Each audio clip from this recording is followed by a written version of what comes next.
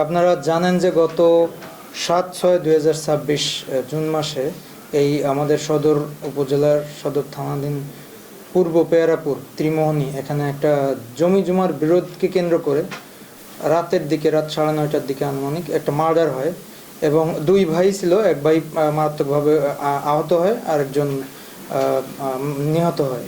তো আমরা এই মার্ডারকে কেন্দ্র করে সদর থানায় পরবর্তীতে মামলাও হয়। আমরা এই মার্ডারের যে মূল অভিযুক্ত ছিল রেজাউল করিম সানা এবং নাসিরুল আহসান আকিব, তারা পলাতক ছিল দীর্ঘদিন যাবৎ। আমরা অভিযান পরিচালনা করে যাচ্ছিলাম, তাদেরকে ধরা সম্ভব হচ্ছিল না। অবশেষে আমরা তাদেরকে র্যাবের সহযোগিতায় গাজীপুরের মাওনা থেকে এই প্রধান দুই অভিযুক্তকে আমরা অ্যারেস্ট করতে সক্ষম হয়েছি।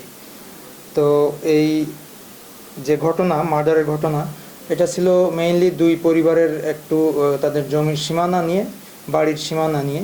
সকালে তাদের মধ্যে এক ধরনের ঝগড়াঝাটি বা গ্যাঞ্জাম এরকম হয়। পরবর্তীতে সেটাকে কেন্দ্র করে রাত 9টার দিকে রাস্তায় তাদের এই তারা দুই ভাই, একজন হলো রোমান আর একজন রোহিত, এই দুই ভাই যখন রাস্তা দিয়ে যাচ্ছিল, এই রেজাউল করিম সানা তার সাথে দেখা হলে এক কথায় দুই কথায় তাদের মধ্যে ঝগড়া বিবাদ হয় এবং মারামারির ঘটনা ঘটে। পরবর্তীতে এই রেজাউল করিম সানার পুত্র আকিব সেখানে গেলে তার হাতে ধারালো অস্ত্র ছিল, সেটা দিয়ে উপর্যুপরি তাদেরকে আঘাত করলে কিছুক্ষণ পরেই হাসপাতালে নেওয়ার পথে এই রুমন নামে যে ছেলেটা সে মারা যায় আর তার বড় ভাই আহত হয়। এই ঘটনা ছিল। আমরা তাদের পিছে লেগেছিলাম। তারা ঘটনার মৃত্যুর সংবাদ পাওয়ার পরই গাইবান্ধা থেকে চলে যায়। গাইবান্ধা থেকে বিভিন্ন জায়গায় তারা নিয়মিত স্থান পরিবর্তন করছিল।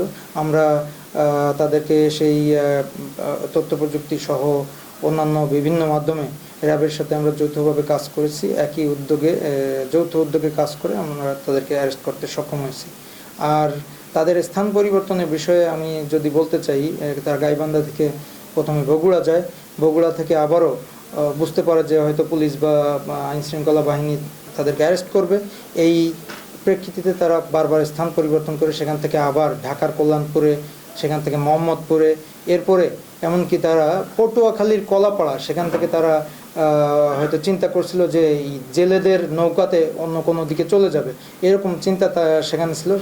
তারপরেও সেখান থেকে তারা বুঝতে পারে যে আইনশৃঙ্খলা বাহিনী তাদের অবস্থান বুঝতে পেরেছে, সেটা বুঝে তারা আবার সেখান থেকে অবস্থান পরিবর্তন করে জনবহুল যে এই ইন্ডাস্ট্রিয়াল এরিয়া গাজীপুরের মাওনাতে তারা এসে একটা বাসা ভাড়া করে সেখানে অবস্থান করছিল।